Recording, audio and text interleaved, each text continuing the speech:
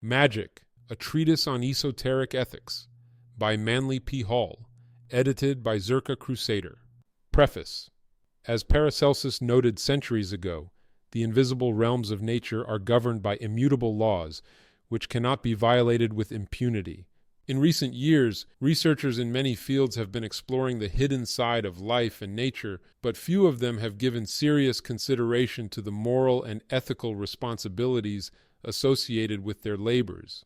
The tendency has been to assume that the transcendental arts, like the resources of the physical world, can be exploited without regard for consequences. As in the case of the sorcerers of long ago, the principal objective is the binding of invisible energies for the advancement of personal ambitions. Many innocent persons have become involved in magical practices and disciplines which are detrimental to character and dangerous to physical health.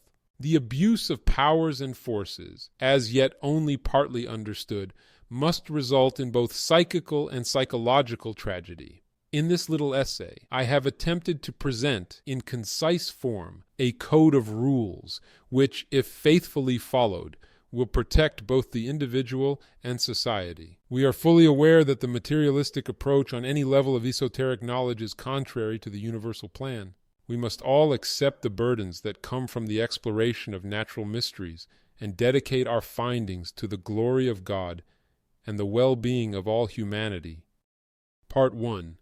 Children of the False Darkness. For ages, man has labored under a misunderstanding. He has called the perversion of occult power black magic. This is an improper use of the word black, for black does not mean evil. Black is the basic root color of all things. It is the source of all being and represents the body of the absolute intelligence. All consciousness and light are born out of the chaotic blackness, and cosmic night with its dark pre-layer is the father-mother of creation. Black darkness must forever shroud the workings of the infinite, and no matter how much light there is in the human soul, it is forever surrounded with the dark, seething substances of chaos. All manifestation is a concretion of dark and unmeasured possibility. 2. The children of the dark birth who labor in the blackness of this substance, molding it into myriads of unseen and unmeasured forms, are not evil. They are the sons of Saturn, Satan, the Black Father, who, like the very darkness of chaos itself, must in time swallow all of his creations, and in so doing, bring them back to life again from the death that men call creation. We are all born out of this dark abyss and have no right to call it evil. It is the parent of gods and men, forever wrapped in the unexplorable robes of its own mystery. Out of this blackness, nature's unfathomed treasure house, man must exhume the stone of his own soul in the same way that the miner removes the diamond from its sheath of black carbon. 3. The dark lords of Saturn are the builders of the first dawn, the morning of blackness, and from the friction of their strivings were born the first flaming sparks of dawning consciousness. They were the mind-born and other Brahmins of our chain of globes, being delivered from the brain and mouth of Brahma. Their throne is made up of solid substance and the chemicals of solid matter. They are the satanic outpourings, the spirits of cold darkness. 4. In the diagram that follows are shown the 4 births which have come out of the body of Brahmbium, the unknown blackness, the X of being. 5. There is a false darkness and a true darkness. The true darkness is the womb of light. The false darkness is the perversion of the light that pours out of the true darkness. Natural darkness is the basic principle of things, while the false darkness is the result of debasing the power of the angels of Satan. 6. The devil, the archetype of misuse, is not a son of Saturn, but a son of man and the false darkness of earth. Man is the incarnation of the germ of mental intelligence, and black magic is possible only to intelligent beings. 7. Absolute spirit, minus all the sheets of vehicles unformed and uncompounded, is true darkness, the dimensionless basis of all that is, has been, or ever shall be, and the ultimate veil behind which all creation must retire. 8. Absolute crystallization is the false darkness, and is the colorless vibration at the lower end of the spectrum, opposing the colorless vibration at the upper end of the spectrum. Both ends ultimately are swallowed up in darkness, one in the darkness of spirit and the other in the darkness of matter. 9. Life lives in darkness and dies in light. Form lives in light and dies in darkness, but in dying really comes to life, for life as we know it is pure death. 10. Natural darkness is unawakened possibility. False darkness is perverted opportunity, the philosophy of opportunity. 11. If it were not for opportunity in its various forms, there would be no perversion of power. There is an old saying, opportunity makes the thief. Opportunity is the eternal temptation. Without temptation, there could be no sinners. Therefore, when the higher powers brought man opportunity, they also brought him sin and death. The one who brought him light also brought him false darkness. Light and shadow are inseparable. The shadow of light is false darkness, for the creation of the first automatically brings the second. To be free from temptation, man must be free from reason. To be free from darkness, he must renounce light. Thus, he becomes a renouncer of opposites, for in accepting one opposite, he must necessarily accept the other. 12. Temptation is the price that the human race pays for intelligence. Therefore, the serpent of wisdom is also the eternal tempter. When man learns, with his growing intelligence, of the powers of nature, and most of all, of the power that he himself possesses, there comes with that increasing knowledge ever greater responsibility. If man today knew of the God powers that lie dormant within him, he would be the most dangerous creature in the universe, both to himself and to the plan of things. The soul must grow with the knowledge that it gains. Otherwise, the organisms will ultimately destroy each other. Action and reaction must build strength of character so that the will is always strong enough to curb the desires. When this is not the case, and desire runs rampant, then regardless of the position of the organism in the path of unfoldment, a black magician is created. 13. Man has no free will at the present time, but merely the power of choice over a certain area of incident brought by his ever-growing consciousness within the scope of his comprehension. These incidents have been differentiated by his evolving organisms from the dark primum hyli, or the true blackness. The greater his growth, the larger the area of his choices, and the greater his independence. Why has been the eternal question in nature, and the letter Y is its phonetic equivalent, for it forms the sling that hurls the white stone at the forehead of Goliath. The latter represents the false darkness, while the stone represents true illumination. 14. In Egypt, the point where the arms of the Y converge was called the forking of the ways. The candidate for spiritual things always stands at the point where the three arms of the Y come together, carrying in his hand the scales of discrimination. As long as he measures blindfolded, his weight will be just. But woe unto him if he removes the blindfold, for the two eyes themselves give birth to good and evil. 15. The diagram accompanying this paragraph shows the Y of choice passing upward through the four creations of Brahma. The line passing through the circle shows the path of evolution through those kingdoms of nature where there is no conscious reason, therefore no revolt against the laws of God. The small ring where the three lines meet shows the present position of the human ego dwelling in the mind of Brahma. From it, the path branches. Man must now choose his own way instead of depending upon nature. He has in spirit and in truth reached the point where the scales of Libra have been inserted by cutting the sign of Scorpio-Virgo into two, thus dividing the way of unfoldment. 16. During the first half of this fourth globe, the great ones came to man to strengthen him for his choice, and to give him basic instructions through which he should learn to redeem his own soul. We know these demigods now only as mythological characters, but they were the ones who bore with the human mind while it was in the making, and planted there the seeds of discrimination, which are the ultimate redeemer of human reason. 17. Those who follow the right-hand path enter one of the 7 rays that lead to immortality, while those who follow the left-hand path enter the ray that leads to ultimate crystallization. Both lead to darkness, one to the immortal darkness of divine union, and the other to the mortal darkness of divine annihilation. The accompanying diagram may make this point clearer. The fruitage of black magic, the left-hand path.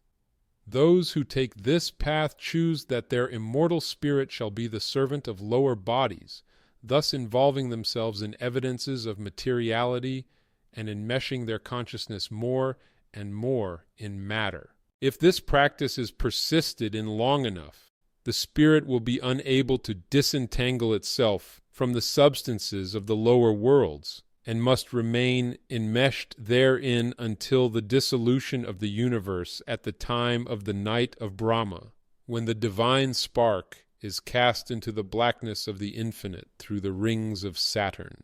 By taking this path, the ego attains darkness, but it is the darkness of the tomb and of unconsciousness. Reach through the path of perversion and negation, its reward is black death and the loss of the soul. Such an ego wanders in a great unknown, without hope, reason, or understanding, while the endless wheels of chaos dissolve the bodies of which it has failed to make the proper use. The fruitage of white magic, the right-hand path. In taking this path, the spirit identifies itself with those who choose to liberate the divine essence from its bodies and to have them for servants rather than masters. The consciousness unwinds itself from matter in a spiral motion and functions in ever finer substances until it completely disentangles itself from form and consciously attains the resurrection. In so doing, it gains the power to mold matter into whatever forms are necessary for its labors. It crosses over into the world of spirit and enters what man can know only as darkness. Light is a form of emanation, and when we enter the divine presence, we enter omnipotent darkness. This is the living shade over which we have perfect power, and which contains within itself all things in unawakened potentiality. We have allied ourselves with the dark cause, the womb of light, and have become molders of the cosmic scheme's path. Number 2. This represents the line pass not, the non-existing spiritual equator dividing the poles, and is that ridge which divides the black and the white paths, like that mystic line that separates day from night. In this, the spirit ignores opportunity, rejects reason, and thus comes under the law and mystery of the mechanics of opportunity. 18. All action immediately sets into motion the law of reaction, which the ancients have called the law of karma, the factor employed by nature for the creation of the soul. The rejecting or ignoring of opportunity, falling under the law of indifference and inertia, fails to result in a reaction. This, in turn, results in the starving of the soul. Those who have ignored experience are called soulless creations and are in the same position as those kingdoms which, like the angels, have not been given individual intelligence. The law of reaction immediately starts incorporating into the organisms the fruitage of the outward endeavor, in this way slowly transmuting the entire chain of vehicles into intelligent symbols or images of the path chosen by the consciousness. As one pole or the other slowly grows within the being, the atoms of the opposing substances are slowly crowded or forced out or sloughed off for lack of cohesion. The battle of these opposing qualities in the various organisms of life forms the groundwork for the great Indian battle of Kurukshetra, or the Armageddon of Christian theology. Through this subtle process, the student who lives the white path slowly starves out, or else transmutes the powers of the black ray within himself. That is, if he is able to stand the conflict which must first take place in his bodies. On the other hand, the student who takes the black path slowly eliminates or destroys all of the finer principles within until he becomes a very demon incarnate. Once having destroyed conscience, he does evil for the joy of it. Definitions of magic. Magic is the art of manipulating the unseen forces of nature. A magician is one who is capable of juggling the four elements of bodies. A magician is one who is capable of consciously molding the substances of matter of the 3.5 worlds of material substance. 19.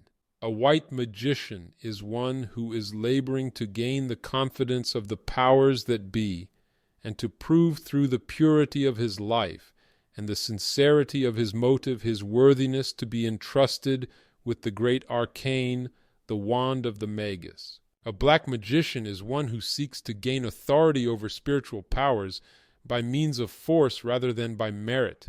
In other words, he is one who is trying to storm the gates of heaven. He is one who is seeking spiritual power and occult dominion with an ulterior motive. The black magician's motto is, "Might is right, survival of the fittest." The white magician's motto is, "Right is might, survival of all." Gray magic is the unconscious or subconscious perversion of power. Yellow magic is the failure to learn how to prevent the perversion of power. Black magic is the use of spiritual powers to gratify animal or selfish proclivities. White magic is the right use of spiritual power consciously and objectively. 20. Every living person is in one of these four classes. It is important that each should analyze himself and see just which class he is in. There is nothing in all the universe so subtle as the powers of false darkness. We must go over our lives every day, for we never reach a place of safety. The more power we have, the greater light we have, the stronger the temptation to abuse it or to use it for self-gratification. We must learn to realize that the greater the knowledge, the greater the penalty for abusing it. The sin that is excusable in the child is unforgivable in a man. Motive 21. Motive is the key to the problem of magic. Even the greatest of white magicians can become degenerate in an instant if his motive becomes unworthy. The white magician serves humanity. The black magician seeks to serve himself. 22. The black magic of the past, the darkness that sank Atlantis when man made slaves of the demons of the elements and chained them to do his bidding, still survives to this day. The black magic of the Middle Ages, with its witchcraft and orgies, is not dead. Only its form has changed, like all other forms in nature. It has incarnated again in our age with all its power and fury.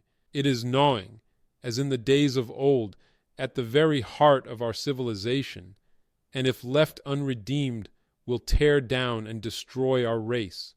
Under the garb of right, it masquerades as the messenger of the Most High, yet under its oral promises forever lurks the menace of the goat of Mendes.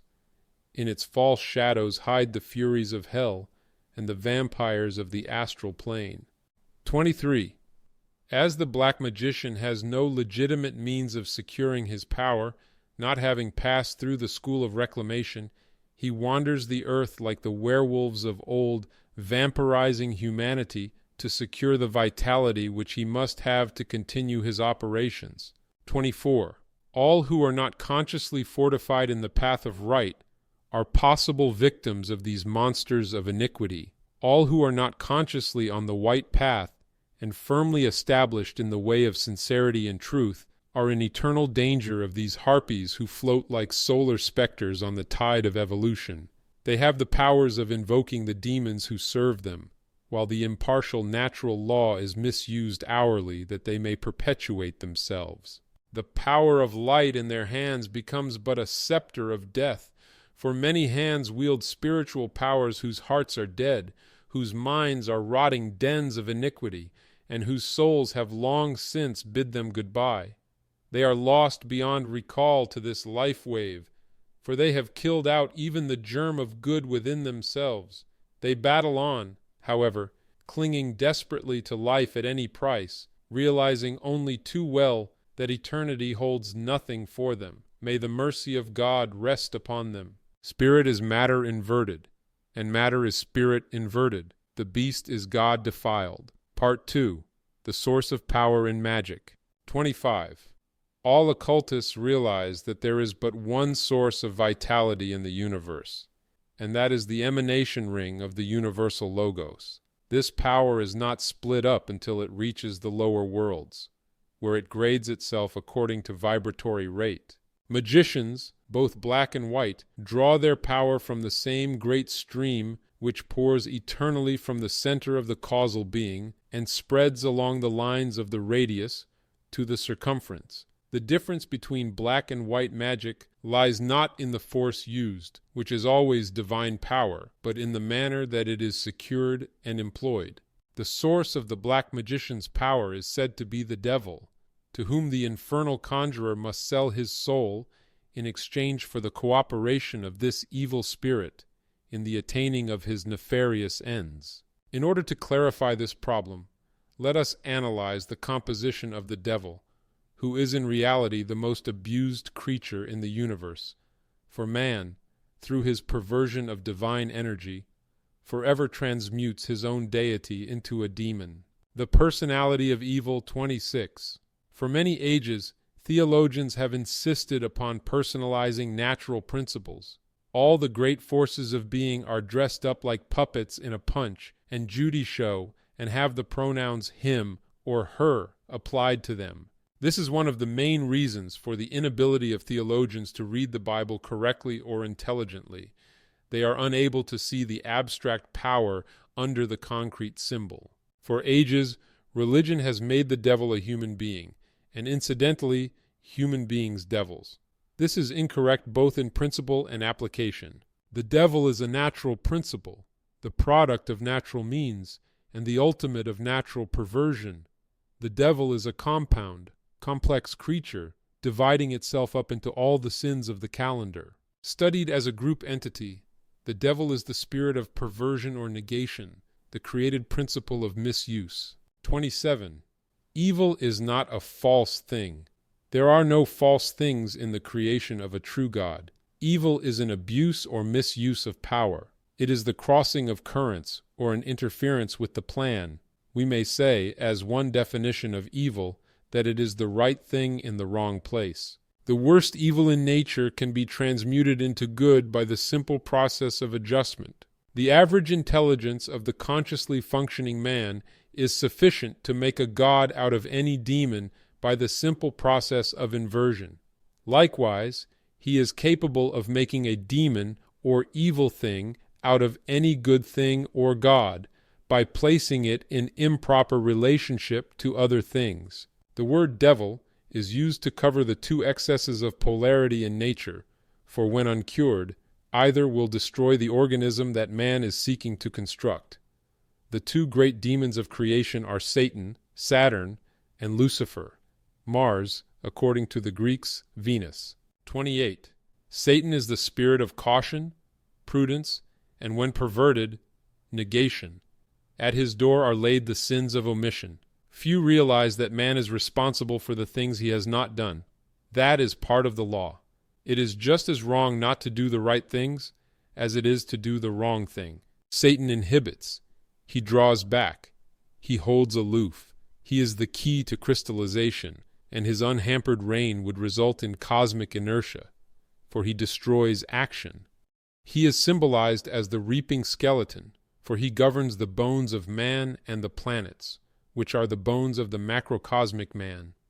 He is the cold demon of ice that freezes the spirit in the blood and is given dominion over the tomb of unrealized hopes. He is the spirit that finally calls unto himself all things which have poured out through his mystic rings. Lucifer, on the other hand, is the spirit of excess, the flaming sun of rashness, and the ruler of self-gratification, over which he wields dominion with a scepter of serpents.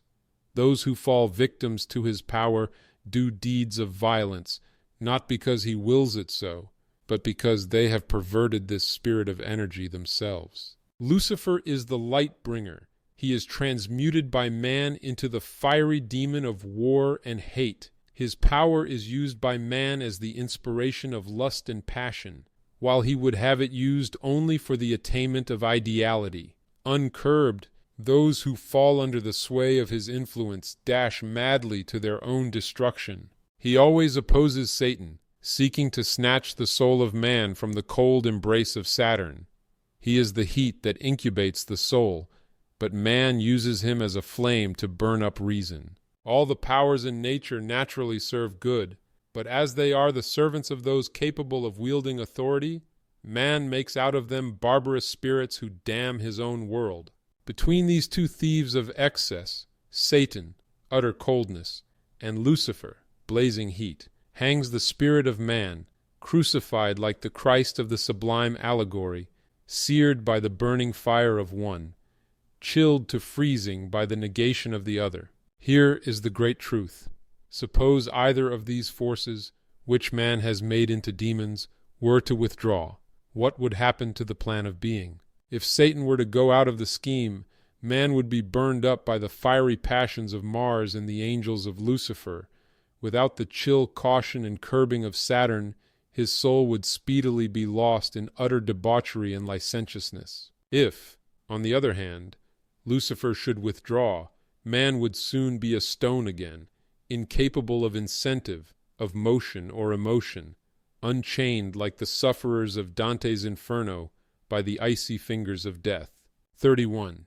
Thus it is that the eternal battle of these great principles, like night and day, tempers the blasts and blends them to the good of man, that he may ultimately reach the goal to which he aspires. Such is the mystery of night and day. If the sun were to shine all the while, man would be burned up with its rays, and so vitalized that he would speedily turn into ether, while if night forever enshrouded him, he would gradually return to crystal. 32. Satan and Lucifer are not evil, but are two of the greatest powers in all creation. Without them, the universe could not come into being, for Mars with the Lucifer angels is the dynamo of our solar system, and without them, the planets could not keep up their endless march. On the other hand, Satan builds the earth and worlds by his crystallization, without which we would have no solid substances to form bodies. It is not force or power, but the perversion of force which constitutes evil. The magician says, demon is deus inversus. We may say the demon is power perverted. Therefore man, the perverter of power, is the creator of demons, because he is the lowest creature capable of exercising authority from within his own being. The lower kingdoms are forced to react upon group impression and obey unquestioningly. 33. In Paradise Lost, Milton tells how sin and death were launched into the world as the result of the disobedience of man. Satan, as prudence, negation, and crystallization, represents death, who eternally inhibits his creation, while Lucifer, as energy and action, represents sin, the positive expression of misuse. They go about ministering to the needs of creation as constructive and helpful powers until the black magician, with the innate perversion of his own soul, bends them from their appointed way and launches them upon man as spirits of hell. The ancients called the forces of nature the one-eyed gods because they were no respecters of persons but fulfilled their appointed paths, whether it be to kill or resurrect. The individualizing consciousness of the 7 rings of sparks cast from the universal purlayer must become the one molder of these forces, and the karmic responsibility for this molding and the expressions of these forces rest not upon the forces, but upon human and superhuman intelligences. 34. The black magician is one who learns to manipulate these forces for selfish and destructive purposes, for his own aggrandizement or the fulfillment of desire, while the white magician prays that he may learn to manipulate them as God would have been manipulated for the salvation of the divine creation. The powers are in the hands of those capable of invoking them. It makes no difference whether for good or ill. For this reason, the schools of white magic conceal these powers from man until, through growth, purification, and unfoldment, he gains the proper incentive for using them. 35. We must disabuse our minds of the idea that the black magician cannot injure us because we are in the right, or that he is weak because he is evil. This is a foolish concept taught to prevent man from strengthening himself, and is propaganda of the black path itself. It is just as foolish as to say that if a prize fighter were boxing a baby, the baby would win the fight because he had no ulterior motive, or because his soul is undefiled. Thousands of people have not enough ambition to develop the necessary strength. In fact, they do not even know that their soul is worth saving. They are living honestly. They are good Christian people, but so purely negative that they are positively advertising the fact that they are easy marks for anyone desiring to avail himself of the opportunity. They are not black themselves, but they are the type that helps to make possible the perpetuation of black magic. 36. That right will ultimately triumph is undeniable, and that the black magician will fall victim to his own excess is a literal truth. But many must bow their heads to the tyrant while he passes, and only those who are strong are in safety. Individuals who have mastered nature's forces to such a degree that they can stop the heartbeat of a person on the other side of the earth with a mental ray, or burn a 2-inch hole through 1.5 feet of ebony with astral fire, are dangerous wherever met. And the average so-called good person has absolutely no chance of withstanding the blows of black magic. Only fools underestimate this danger. Wise men protect themselves against it, for an ounce of prevention is worth a pound of cure. The white ray places the shield of David between them and the dark forces, and in this way they protect themselves. 37. We have reached a period in the history of the world when ignorance is criminal and deserves the heaviest penalty. Ignorance is not black magic, but it is the greatest ally that the black magician has in the world today. People who do not know any better are constantly doing someone else's dirty work. That is the fruitage of their indolence. When we attempt to break nature's laws, we tear down our bodies and render our consciousness negative, opening those centers of our being through which we can be influenced and often obsessed by the black forces. This is almost as great a crime as perpetrating black magic yourself. People must realize that they cannot straddle the fence between right and wrong. They are either on one side or the other, and while doubt remains, we can count them as being on the black side, for doubt itself is an attribute of Saturn, Satan. Those who are not striving for the highest partake of the lowest. 38. Let us meet this problem fairly, neither with fear nor with too much confidence. In humility and contrition of spirit, let us realize that the work being done in the world by the black forces all the time is very real. Recognizing this, let us band ourselves together and join in this righteous war, standing side by side with the brothers of light in the battle for human souls. 39. When light comes, the shadow goes. Where the sword of enlightened spirit strikes, the hosts of darkness and negation are dissolved. But remove the light for only a second, and they return as powerful as before. The powers of darkness work alike through the thoughtless and the silly, the arrogant and self-righteous, and many of our most earnest truth-seekers are unconscious channels for the forces of evil, since, in moments of weakness, they allow the beast to attain mastery over them, and through them to attack the world. 40. Learn to discriminate between light and darkness in the world you live in, and watch your heart night and day, that there may issue from it nothing that can be used as a weapon for the destruction of light. Do not worry over your past misdeeds, for worry itself breeds demons, but eliminate them from your aura, planting instead good seeds with constructive labors. Feel your own personal responsibility in this problem, for the realization of responsibility is good for the soul. Demonstrate this acceptance of responsibility to the higher powers of the cosmos, for when your light shines out, the spirits of evil must slink into the corners and cover their faces with the shadow of their cloaks. 41. Let us now consider those strange creatures of other planes, some said to be souls lost from our own life waves, whom black magicians use in their conjurations. Many of the transcendentalists of the past have forced these elementals and nature spirits to serve them, as in the days of the lost Atlantis. But the true black magician does not work through the ethers, which are the home of the etheric elementals. He works through the entities who dwell in the astral light, or the animal magnetism of the lower astral plane. The true black magician can become, and usually is, clairvoyant, but he can never go any higher than the astral world.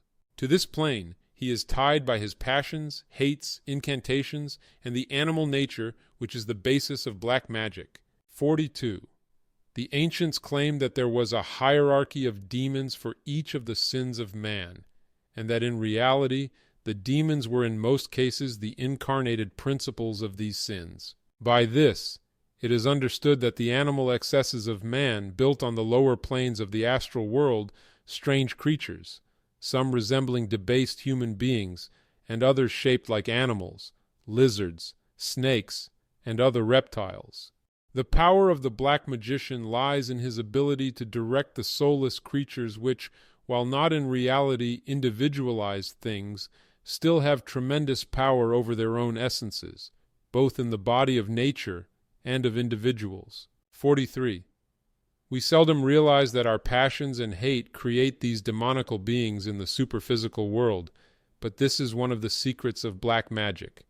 Every evil order-based thought and emotion of man helps to build these tearing, rending creatures, the innate qualities of which become, in the hands of those who know, agencies for the destruction of the powers of light. It also seems part of the plan that those who chain these demons shall themselves fall victims to their own slaves, for one after another the black magicians are sucked into the maelstrom of the astral hell. The lower planes of the astral world are the three hells of religion and other homes of these excess-created beings that battle each other with never-ending fury.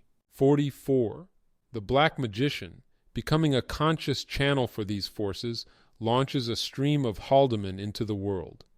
In so doing, he sells his own soul, for these forces must pass through his own astral body in exchange for the powers that these demons will give him over his fellow men. The powers of these elemental creatures are practically unlimited, and there are many depraved souls who are glad to barter their immortal spirits for the power which these demons give them over the material world. 45. There are two kinds of black magicians. 1. Those who use the demons of the astral plane for their villainy, which they invoke through necromancy and invocation, and 2. Those who create their own demons and launch them against the world. The first group does the greatest harm to the world, but the second injure themselves more. The first group is composed mostly of conscious black magicians, while there are many in the second group who are totally ignorant of what they are doing. Some never learn their mistake until the demons they have created come back to the persons who sent them forth. 46. The white magician uses none of the powers of the animal world in his work, but rather seeks to transmute the poles of the beast within himself into higher and finer qualities. The white magician labors entirely with the finer forces of the elemental planes. He is a builder, not a destroyer, and seeks to liberate rather than to dominate his fellow creatures. The white magician has dedicated his soul to the immortal light, while the black magician has sold his for mortal glory. The grimoires of the Middle Ages are filled with chants and charms for the invoking of spirits. History is filled with stories of black magicians, but the true student of occult science must have nothing to do with these things other than to protect himself against them. Spiritual research. 47. Do not experiment in spiritual things. Experimentation is usually fatal, and unnumbered students have gone to untimely graves and lunatic asylums, or have become obsessed while they were trying something. Keep away from the phenomenalism. There is nothing in it for the true student. He is not seeking to gain salvation through his eyes but through his soul. Phenomenalism never appeals to the higher side of the nature, but at most satisfies only inquisitiveness. As of old, so today, the cry is seldom save souls, but is usually show us miracles. 48. Have you ever felt that a person you have met is evil? Have you ever felt a strange repugnance for a certain person? These are the elementals and thought forms which permeate the aura of the person in question. These elementals are drawn by the law of attraction. If you have similar qualities within your own soul, these creatures will leave others and flock to you to live like leeches off the best that is in you. Often, when people leave a mediumistic scene, they carry away with them dozens of these demon forms that entered their organisms when they made their willpower negative and thus opened the door. Others carry from the place many of these elementals who, unable to penetrate the aura of a positive person, still flutter around it awaiting the opportunity. The first time they lose their temper or do a destructive act, the door is opened and the elemental enters. 49. If any of these demonical creatures were to confront a person on the physical plane, it would scare him to death. But because the unfortunate person does not see them, he does not worry. It would be wise if people did consider them, however, as they will find out if they do not fortify themselves by taking the white path. 50. Man is a tiny germ floating on a sea of crisscrossing impulses, and if he allows his own protecting aura to be broken down, these forces will rush in from every direction and so confuse and waterlog him that he will lose all chance for higher understanding. Idleness and negativity are cardinal sins, and the devil of all religions will find work for hands that are not laboring for the white masters. 51. In this day and age the light must shine forth, and the rulership of demons must be terminated. A large percentage of man's spiritual, intellectual, and physical affairs are today in the hands of elementals, brainless creatures, and their masters, the black magicians, whose minds are dense with iniquity. Out of this world must come a few who, with hearts and souls undefiled, will keep the light burning that the powers of darkness shall not triumph. 52. The false dominion of demons must fall, and with it the goat of Mendes, the Prince Baphomet of the world. The false light and the false darkness must pass away, that the light of truth and the true darkness may come into its own. 53. From the passions of man they pour into the world streams of living death. From the hearts and mouths of men, sin and death are launched into being. These will go forth slaying and to be slain, bringing down upon civilization the curse of the gods. Black magic will sink our continent as it has those that have gone before it, for it launches upon us the furies of the elements and the holocaust of earth. Only one procedure can prevent this cataclysm. These demons must be starved. All passion must be transmuted into compassion, and the black magician must be brought into the light of truth that the law may be fulfilled. Go thou and labor in the vineyard, in the name of Jesus Christ our Lord. Part 3. The Mechanics of Magic. 54. Man is composed of three principal parts: spirit, mind, and body. The body, in turn, is divided into vehicles and essences. The essences are divided into two distinct divisions: a distillation of body consciousness, commonly called the soul, and the archetypes or molds. These molds are often referred to as patterns, trestle boards, and architectural plans after which the bodies are shaped and formed. 55. The vehicles or bodies of man are 4 in number, each having its respective mold into which it is cast, while in a fluidic or mutable condition. These bodies are named the physical body, composed of solids, liquids, and gases; the vital body, composed of 2 atomic substances and 2 elemental essences; the astral or emotional body, composed of 7 strata of volatile fire atoms called asteroids; and the mental body, composed of 2 major divisions designated as Rupa and Arupa by the Hindus and more commonly known as the worlds of formed and unformed thought, or concrete and abstract mind. These four bodies constitute both the chain of vehicles which we know as the inferior nature of man, and the invisible causal bodies which act and react in all through physical substance. In India, these bodies are called a string of beads, through which the life thread or consciousness runs, connecting them all together. This thought is beautifully expressed by Krishna in the Bhagavad Gita 56. From the macrocosmic man radiate the four areas of activity which result in the forming of the body chain. From the mouth of the Adamic prototype was ejected Brahma, the mind born as a personification of the ancient element of air. Without the element of fire and light, its manifestation air was colorless, and was referred to by the ancients as the true blackness. This was called the crown of chaos by the great Robert Flood. It is the true darkness, which precedes light, and may be truly called the womb of cosmos. It should be remembered that this figure merely represents Brahma in the aspect of Shiva, or the creator of the form world. He becomes the four-headed cherubim described by Josephus, and also the Hindu Brahmin, in his four-headed aspect, after his fifth head, Okocho, had been destroyed by Shiva. In simpler words, the figure represents the lower planes of our planetary and solar systems, those rates of vibratory force which react tangibly or intangibly upon the substances cognized by intelligence, sense, or sensation. 57. We know that our scheme of worlds began as thought forms, or as science pleases to call them, dark nebulae. This darkness is the substance from which were differentiated the mind bodies of the present human race. The word substance in this case refers to the intangible mass of mentoids which compose the mind body of the archetypal atom. At the present time, the lords of mind or the formless air Davis function in bodies composed of this attenuated substance, which Herbert Spencer defines as the basis of thought power.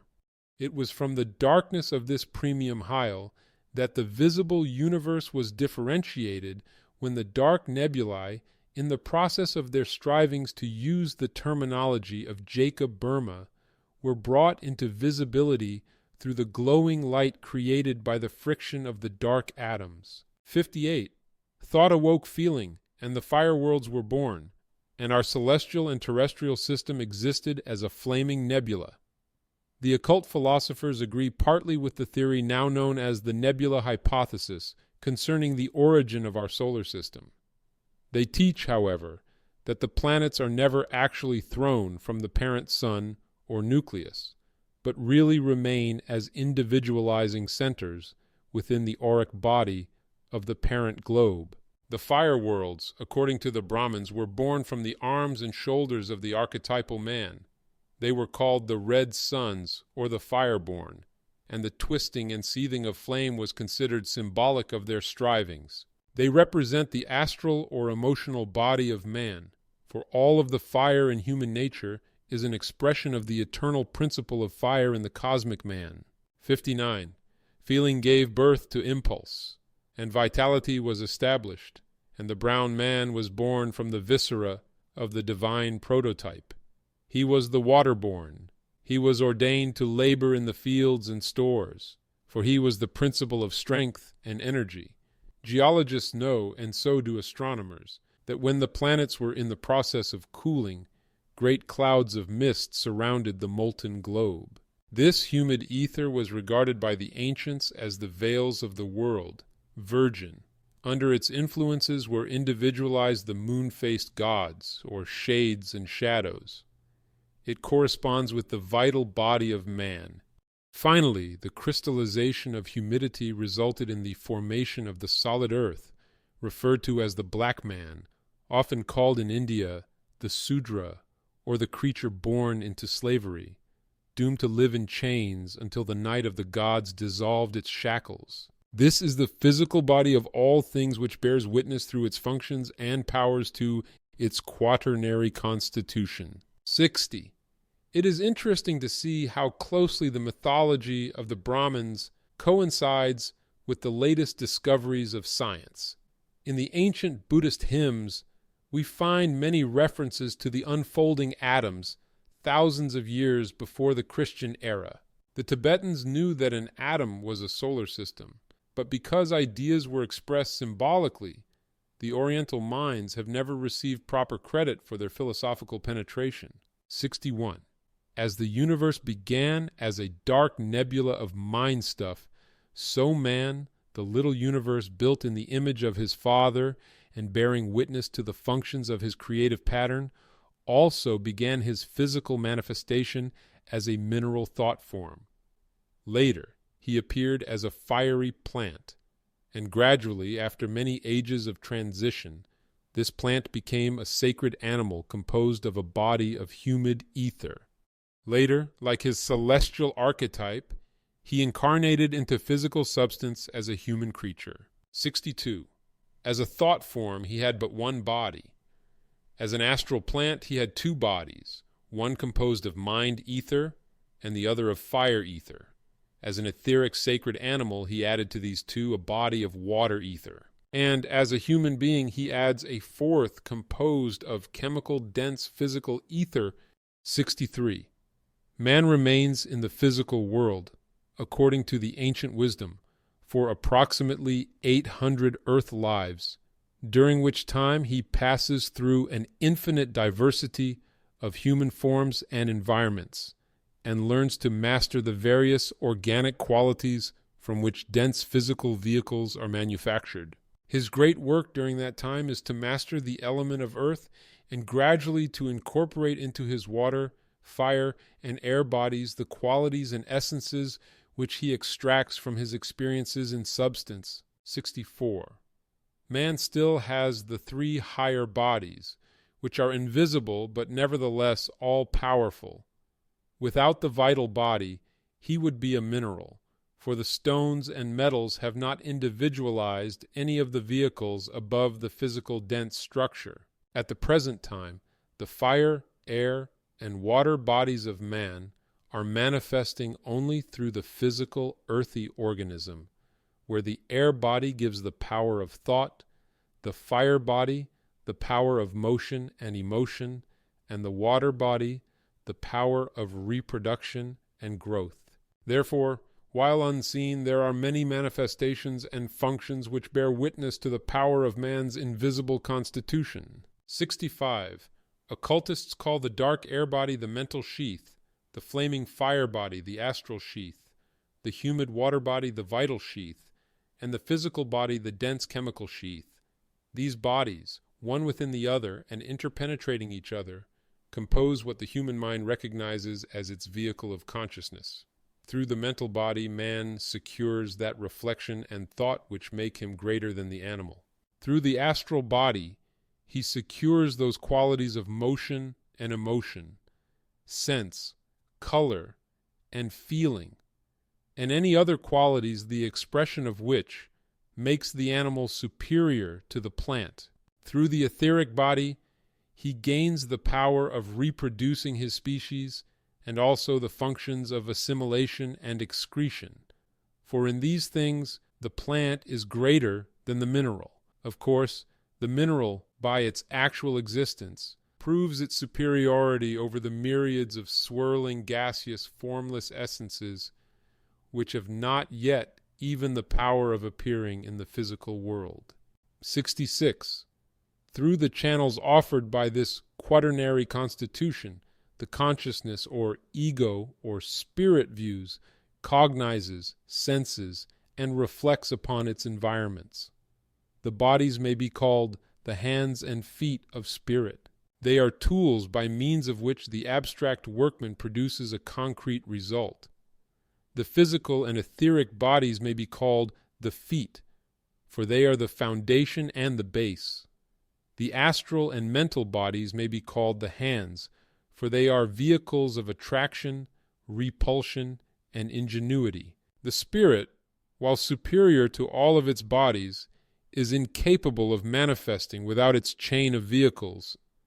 This divine spark must always be limited by the quality of its bodies. In all too many cases, it is the servant of its own dependencies. Instead of ruling its world by apostolic succession, the spirit is generally bowed and broken by the endless demands of the lower nature. The appetites, desires, and selfish propensities cast the spirit into a dungeon, while a false and cruel monarch rules the empire in his stead. 67. Some of the ancient Greeks symbolized man and his body by the human hand. The four fingers represented the body with its four major divisions, while the thumb, which works with none of the fingers but is useful because it is against the fingers in all of its functions, is used to symbolize the consciousness. In Scripture, it is stated that God has set himself against his children. It is also interesting to note that man is the only creature that has a thumb working against the fingers. In even the highest simians, the thumb works with the fingers, being in reality only an extra digit. 68. Some ancient students have even correlated the three phalanges of the thumb with the Trinity. The first or distal phalanx, including the nail, was held sacred to the Father, and its size and shape were used in determining willpower. The second phalanx was considered when analyzing the mental and reflective powers of the subject, while the third phalanx, which is usually large and forms part of the palm of the hand when overdeveloped, was considered a symbol of a strong animal or physical nature, being sacred to the Holy Ghost or the East Indian Shiva. 69. These five parts, the consciousness and its four bodies, were symbolized by the 5-point star or pentagram. This was known to medieval alchemy as the sign of the cloven hoof, and also as the Star of Bethlehem. According to the Pythagorean system of geometry, the Masonic apron with its 4 points or square and the descending point of its triangular flap symbolize the same thing. The lower flap conceals the mystery of the murder of Hiram. The raising of the flap symbolizes his resurrection. 70.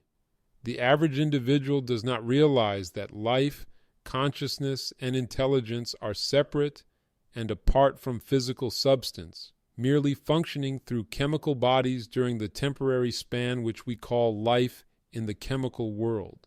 One of the great occult laws is that to function in any sphere or plane of substance in nature, you must have a body sensitive to and incapable of adjustment with that plane of substance. The student must realize that each body is capable of domineering over the others, and also being dominated by superior or stronger forces. To abnormally develop any phase of the nature is to create a tyrant that, because of superior strength, will vampirize and tyrannize over all other parts of the nature. 71.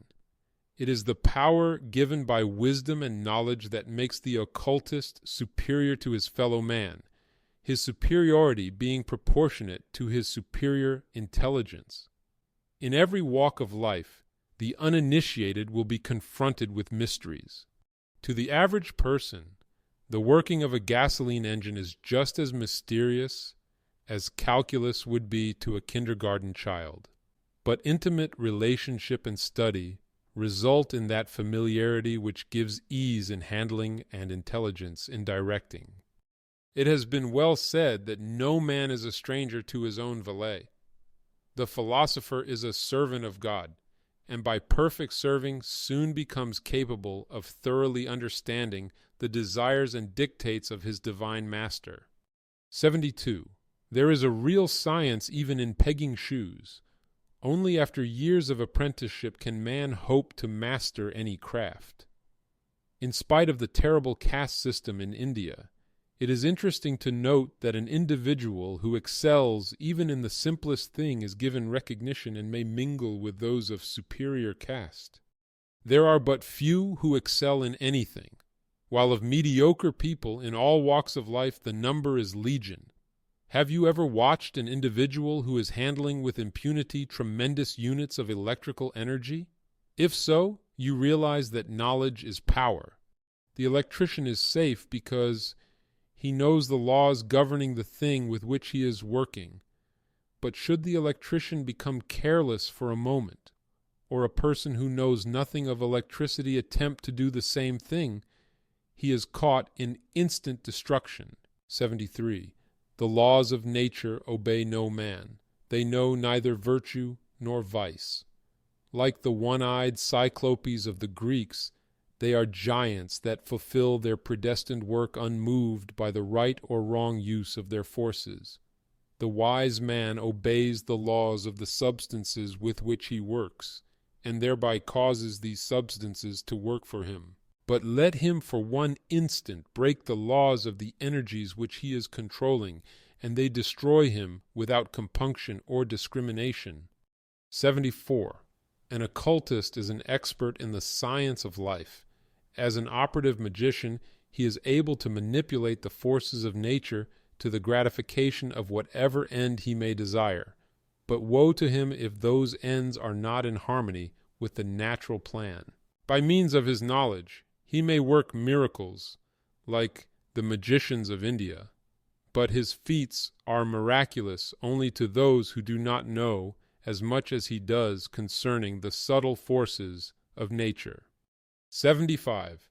The control which knowledge gives over ignorance on the spiritual planes of nature is very much like the control that wealth gives over poverty in the physical world. Wealth may be a blessing or a curse, so may knowledge, which is mental wealth. The wise man will always be master of the fool, for he has a mentality capable of demanding respect, and the fool must bow down to that which he cannot comprehend. In every age, a few have come into the realization of nature's tremendous powers, and, in one way or another, legitimate or otherwise, have become temporary wielders of the serpent scepter.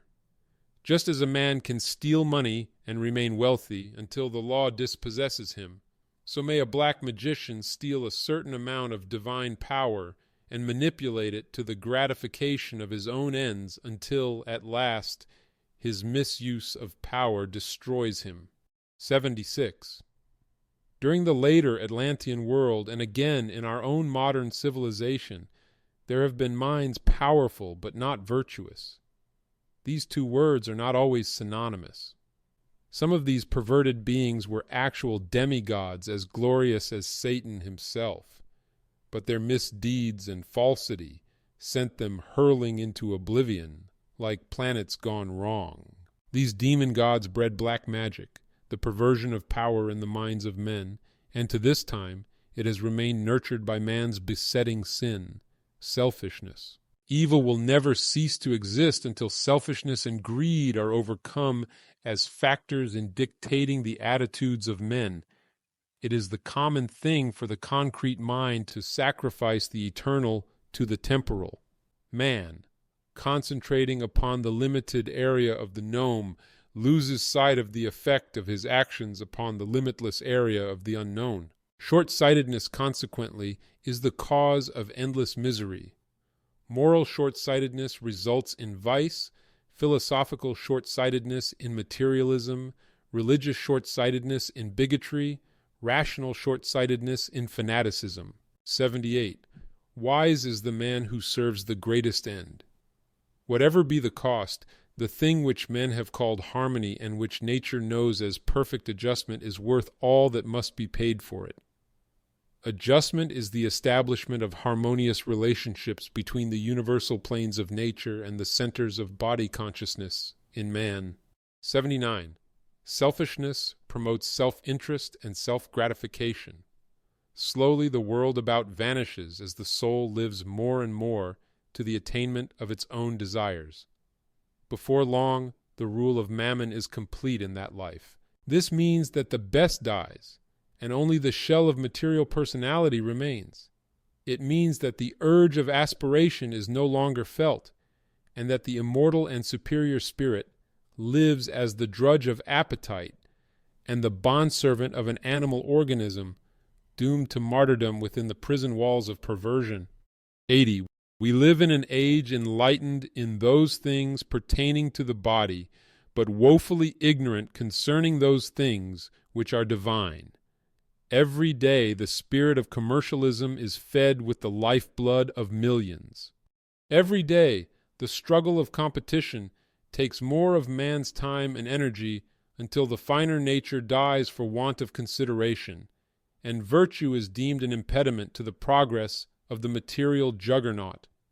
This turbidity of mental and moral outlook is the breeding place for the larvae of black magic, the curse of the human race.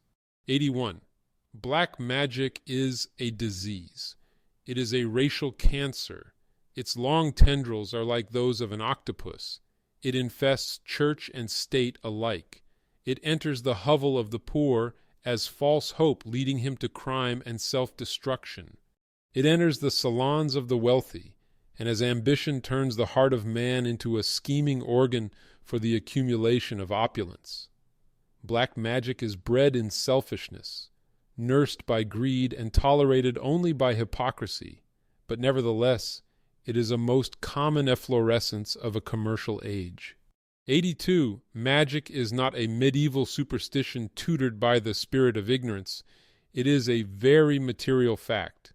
This so-called age of enlightenment is, in reality, only a transference of emphasis from one mental function to another, and while the spirit of arrogance and selfishness remains in the souls of men, they will sell their immortal spirits, as did Faust, for the gratification of self, or more correctly, than not self.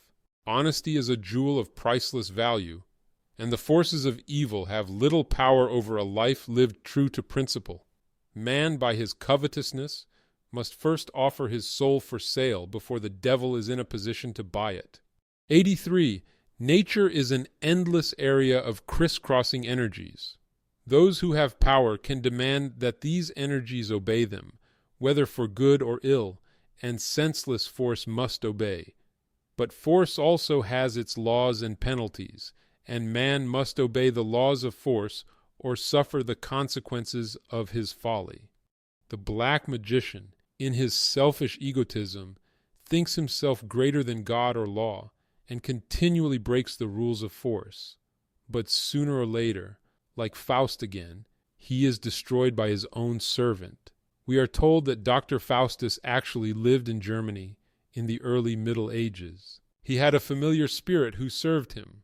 One day Dr. Faustus was found dead, with a knife in his back, and the townsfolk claimed that his elemental spirit had killed him. 84. In our modern world, black magic finds a fertile breeding ground in man's desires. Age after age, the wants of man destroy him. In ignorance, he plays with fire. In thoughtlessness, he ignores the immutable laws of nature, and then wonders why the tempest breaks about his head, why lava and ash bury his cities, why wars lay waste his lands, and mighty upheavals of the earth cause continents and nations to vanish in a single day. He neither obeys the laws of force nor recognizes that cause and effect rule all things, that day after day he reaps misery as the harvest of thoughtlessness. 85. The white magician consecrates his life to study, meditation, and service, so that he may know the law and direct force to its appointed ends. He molds himself into the plan, becoming part of the divine rhythm by sacrificing himself and his wishes to the will of the infinite, asking only to know where his duty lies and how he may be of the greatest service to the greatest number. 86. On the other hand, the black magician firmly believes that he knows what he needs, when in reality he only knows what he wants. He seeks to mold the plan into his own desires, believing that the universe wants him to be greater than his fellow men, when the cosmic all does not know that he exists other than as a tiny atom passing with myriads of similar things to an appointed end. 87. Now let us see how the magician, with his knowledge of the invisible side of nature, is able to manipulate the unseen forces of nature. First, the student must be impressed with the fact that the wise man is seeking to know what nature desires him to do, while the foolish man already knows and tries to force nature to act as the servant of his whims. 88. Nowhere is black magic more apparent than in the modern phases of religion, in both the new and old doctrines. Instead of emphasizing the will of the Logos as the law of men, students have been taught to demand of the infinite, and that it will obey. No man may justifiably demand anything except the fruitage of his own labors. Today, however, millions are seeking, by the root of psychology and metaphysics, to reap where they have not sown, believing that the possession of a knowledge which makes them greater than their brethren entitles them to enslave the weaker and uninformed. 90. First, we will study the bodies as a group.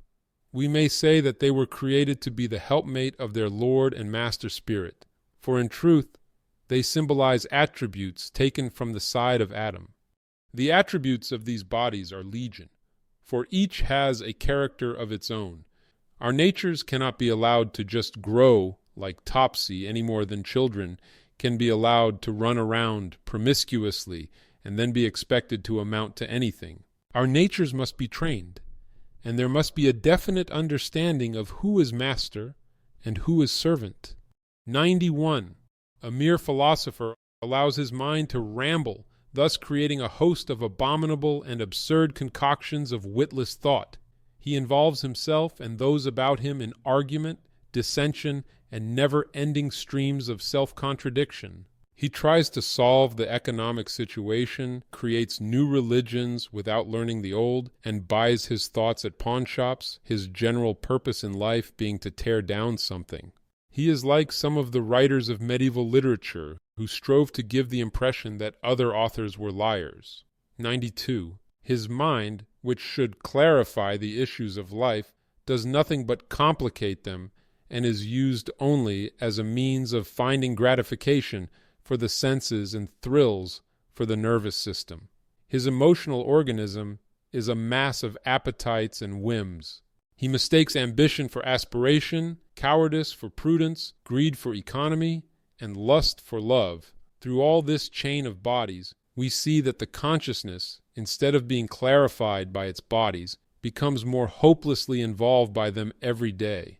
By way of definition, we may say that white magic is the service of the real, the consecration of life to the protection and unfoldment of the real. It is the use of the forces of nature for the good of all. Black magic is the use of wisdom and its accompanying power to gratify sensation, ambition, desires, greed, and that medley of functions which we call the personality.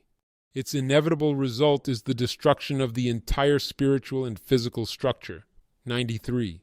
The white magician seeks to gain control over himself, while the black magician seeks to obtain control over others. Man has 4 centers of consciousness, 4 tangible assets which he may consecrate to the attainment of reality: his mind, his heart, his vitality, and his physical body. A man may be forced to serve another if that one can temporarily or permanently secure dominion over any of these 4 centers. To secure dominion over the physical body of another is to make that person a slave. To secure control over the vital body is to steal the vitality of another person, as in vampirization, where one person lives off the life essences of another. A common example of this can be seen when young people are brought up in the association of elderly people, where the radiant energy of the child is sapped by the older person, resulting in such children usually being very nervous and seldom strong. Another example of the control of the vital system is found in mediumship, when decarnate spirits take ectoplasm from the spleen of a medium in order to materialize, which usually results in the nervous and physical exhaustion of the medium, as he has given his own life as a vehicle to the outside intelligence. 94. The astral body is usually attacked through excessive feelings such as religious frenzy, grief, fear, or hate. When a person realizes that he can influence others while they are incapable of reasoning because of emotional excess, and awakens these emotional excesses for the purpose of influencing the weaker ones, such an instigating mind is a black magician. The sending of love, hate, or similar feelings to another, in the hope of awakening a similar condition in them for selfish or personal reasons, is also black magic. 95. Mental black magic is far more complicated, for it includes practically all prosperity metaphysics, autosuggestion, mental suggestion, occult treatments, demonstration over environment and conditions, the misuse of hypnosis, mesmerism, personality culture, and other varieties too numerous to mention. In one way or another, it includes practically all religious and economic graft. In fact, every method in which the power of one person over another is used for the aggrandizement of the stronger. It covers every method of gaining superiority, except those based on an honest use of the merit system. Those who can do a certain thing better than others do not need black magic in order to excel at all. We find under perversions of this idea such business subjects as psychological salesmanship and the like. The systems advocated work admirably, but they bring endless sorrow to whoever attempts to use them. 96. People who use these false systems vindicate themselves for the most part on two unsound hypotheses. One, that God has intended man to have whatever his puny intellect desires. Two, that man knows what he needs. Both of these are false assumptions. Man was not intended by God to be rich, wise, beautiful, healthy, witty, of charming personality, or happily married. This does not mean that the Lord has any objection to any of these things or all of them. It merely means that if man desires these things, he must go forth, as Adam was directed to do, earning his bread by the sweat of his brow, and not by the sweat of somebody else's. 97. The aura of man's consciousness is his dwelling place, his feudal castle. Though he be driven from his home, from his world, that is his sanctuary. None has a right, for good or ill, to enter that sanctuary other than by the door, any more than one would have a right to enter another's home by the kitchen window. The door of the sanctuary in this case is the physical world, because here all men have the privilege of knowing their opponent. Here all have an opportunity to struggle against the thing they do not desire. Your brother has the privilege of rejecting your proposition or accepting it if such be his pleasure. He may let you into his house or keep you out as he may see fit, for here, at least, there is one equality. Men may say yes or no according to their moral dictates, and may have the privilege of defending their integrity with their lives. 98. You may go up to your friend John and say, "I wish you would stop smoking. You ought not to do it," but you have no right, regardless of how virtuous or altruistic your desire may be, to sneak into the brain of John and implant there something which he cannot combat, because he does not know that it exists. Any person who does such a thing assumes the responsibility for the life that he has led out of its natural course. 99. The masters themselves, our elder brothers, will enter no man's house unless invited, for they accord all creatures the privilege of living their own lives. If an occultist were to break both legs and should ask, in whatever way he knows, that one of the great healers should mend his left leg, the healer would come, labor with that leg, and go away, even though he knew the right were broken also. He will not touch it, for he has been given permission to work upon only one. 100. Wisdom is given to no man until he asks for it. For in nature every creature is accorded the privilege of unfolding its own destiny, guarded and protected legitimately by those intelligences placed there by nature for that purpose. Those around us in the world who seek to assume the lives of others and set aside the law of individual completeness always injure and seldom do good. 101. An aged and wise Chinese man once set out to visit a distant place. He sent a messenger ahead to tell the good folks of the house to prepare him no food save rice. But when he arrived, he found a many-course dinner awaiting him, for the good family felt that they must so honor his presence. The philosopher reproved them, saying, "I asked for rice, you have given me fish. I asked for rice, you have given me corn. I asked for rice, you have given me meat. Asked for rice, and you have given me sweets. And among all these things you have given me no rice." Observing that the family was hurt by the words, the philosopher added, "I have lived these many years, and after studying carefully this body which God has given me, I have found that it doth flourish nobly upon rice. It was with wisdom that I ordered rice. It was with folly that you insulted me by offering other foods. You say that I am a great philosopher, that I am wiser than all other men, and yet you did not think me wise enough to order my own meal. In the same way, when our brother asks for rice, we have no right to give him meat, because we think he ought to have it. It matters not whether the meat be physical or spiritual, whether the rice be literal or allegorical. 102. No man who is sick should be healed merely because he is ailing. He should learn the lesson that accompanies the disease that he has brought upon himself. To affirm health is foolishness. To find out the reason for the ailment, make right the wrong, and become healthy again is wise and proper. To be so moderate, so wise, so thoughtful as not to become sick is still better philosophy. It is black magic of the worst kind to interfere in any way with the individuality and mental independence of any human being. If this individual becomes a menace to society, it may become necessary to incarcerate him for the good of the community, but this does not in any way interfere with the conscious functioning of his mind. If the incident shows such a one the error of his ways, it is well. But whatever the result, he has been permitted to remain the maker of his own destiny and the captain of his own soul. He is at least living his own life and dying in the way that he chooses. He has been reasoned with, and it has failed. He has scorned pleadings and prayers. All has been done that man can do.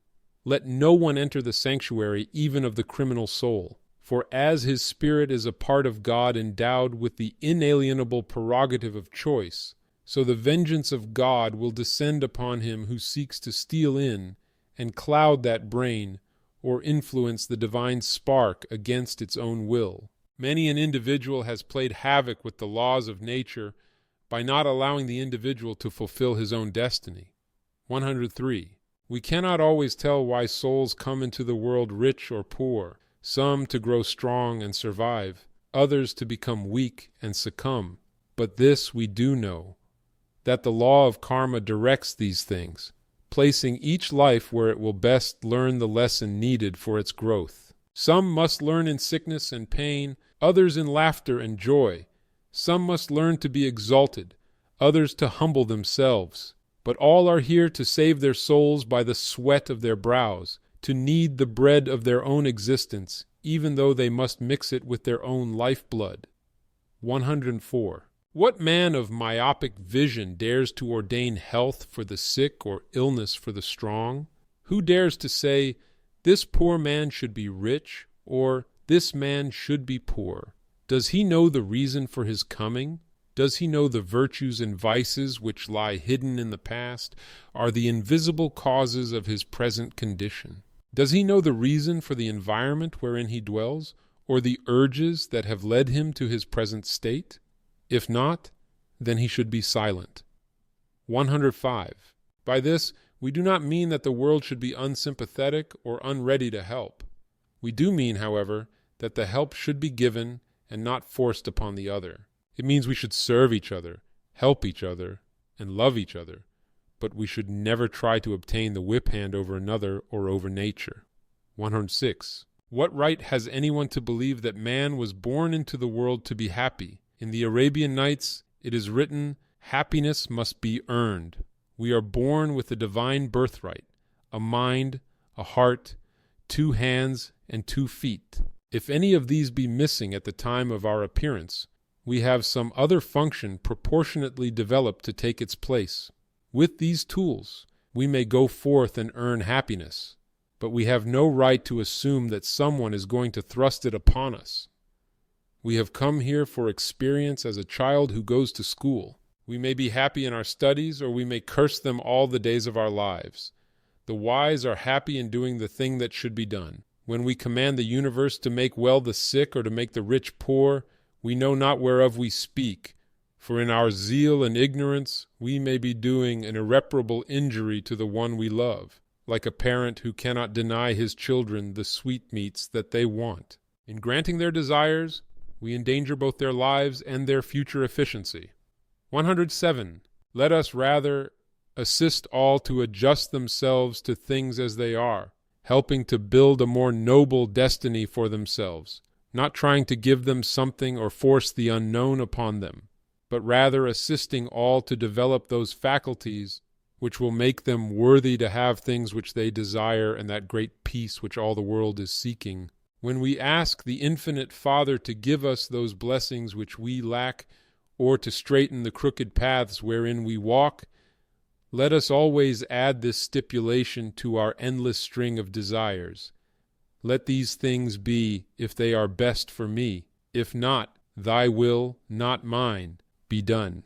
Let us always qualify our will to achieve by such deference to the divine will, that alone does all things well. In this we make safe the course of our procedure. This humility will save us from the great adversary who, under the guise of egotism, whispers to us that we are greater than the infinite.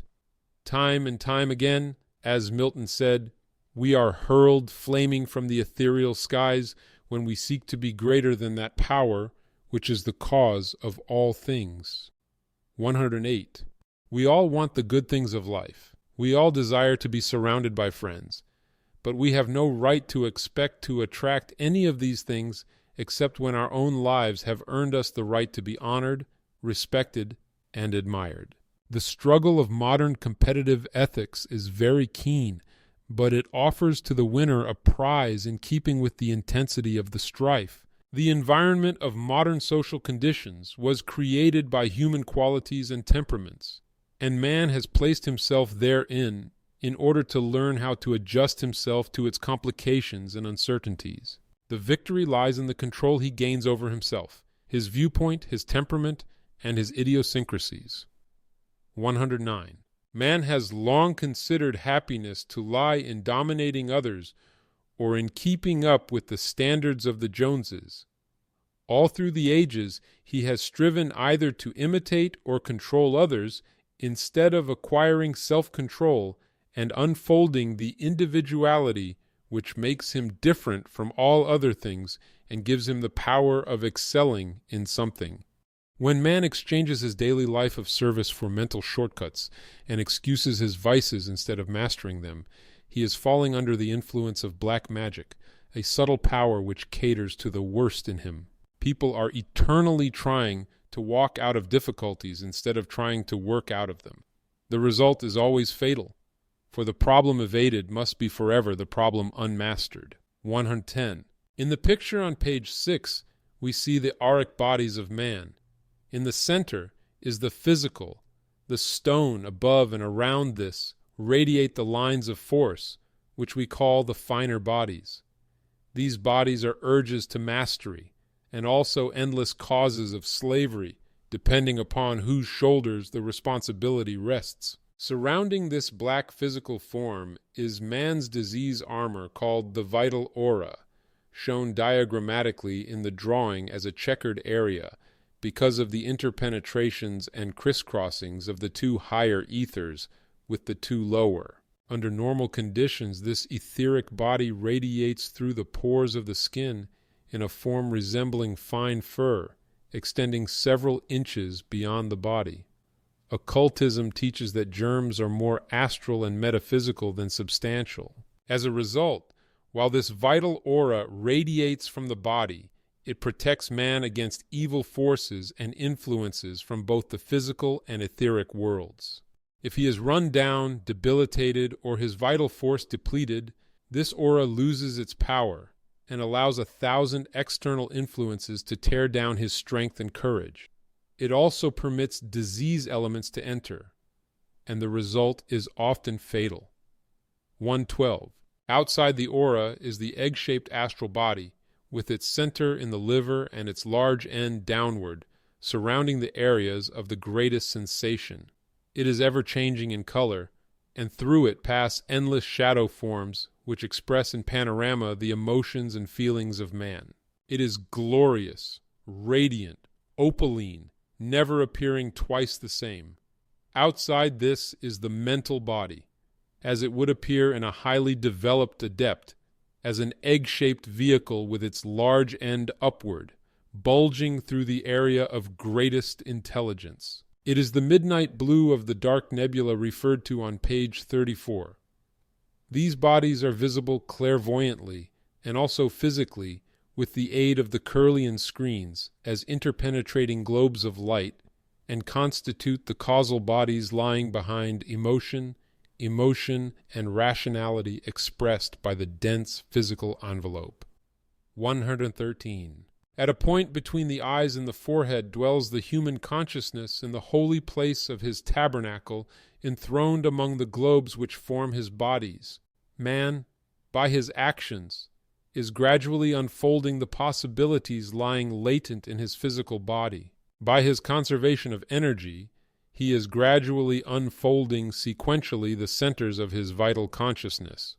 This end can be attained only through intelligent living, for the vitality is extracted from the atmosphere, from the sun's rays, from our food, and from other sources.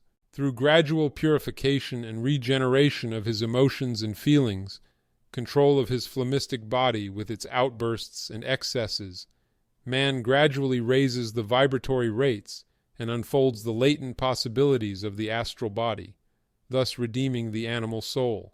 By his thoughts, ideals, and aspirations, aided by the twin faculties of logic and reason, man gradually gains control of that seething mental vortex which will later put him in harmony with the divine mind of the solar god. 114. The occultist is taught that the so-called worlds of nature are the bodies of the solar man, and that each of these bodies corresponds with the lesser vehicles within man himself. Thus, adjustment of his mental body to the mental plane of nature makes him one with the mind of God, and all the other bodies follow the same procedure. 115. Each thought, emotion, and action is important, bringing ever closer the day of individual liberation. Any power or quality which paralyzes or even delays this process is detrimental to man, and anyone who consciously seeks to improve himself to the detriment of his brother is unfit to live. Yet such a system forms the keynote of modern ethics.